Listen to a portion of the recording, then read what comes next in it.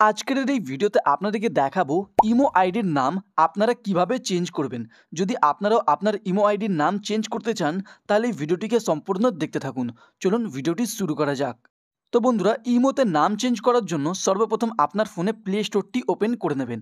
Play স্টোরটি open করার পর এইখানে আপনাদেরকে ইমো লিখে সার্চ করে দিতে হবে। ইমো লিখে সার্চ করার পর যদি আপনাদের ইমো অ্যাপে আপডেট এসে থাকে তাহলে এখান থেকে ইমো অ্যাপটিকে আপডেট করে নেবেন। আর যদি আপনাদের ইমো অ্যাপ অলরেডি আপডেট করা থাকে তো এখান থেকে আপনাদেরকে ইমো অ্যাপটিকে ওপেন করে নিতে হবে। ইমো অ্যাপটিকে ওপেন করার পর এইখানে আপনাদেরকে আপনার প্রোফাইল অপশানে ক্লিক করে দিতে হবে।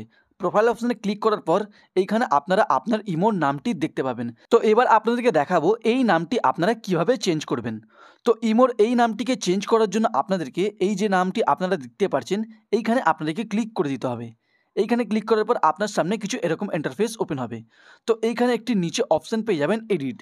তো এই এডিট অপশানে আপনাদেরকে ক্লিক করে দিতে হবে। এডিট অপশানে ক্লিক করার পর এখানে 2 নম্বর অপশান আপনারা পেয়ে যাবেন ইউজার নেম। এইখানে আপনাদেরকে ক্লিক করে দিতে হবে। এখানে ক্লিক করার পর আপনারা আপনার নামটি এইখানে দেখতে পাবেন।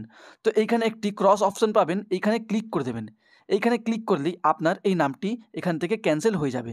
এবার আপনারা যে নতুন নামটিকে রাখতে চান সেই নতুন নামটি এইখানে আপনাদেরকে লিখে দিতে হবে। নতুন নামটিকে লেখার পর উপরে একটি আপনার রাইট অপশান দেখতে পাবেন, এইখানে ক্লিক করে দেবেন। এইখানে ক্লিক করার সাথে সাথে আপনারা দেখবেন আপনার ইমোর আইডির নাম পরিবর্তন হয়ে গেছে বা চেঞ্জ হয়ে গেছে। এরকমইভাবে আপনারা আপনার ইমো আইডির নাম চেঞ্জ করবেন খুব সহজেই।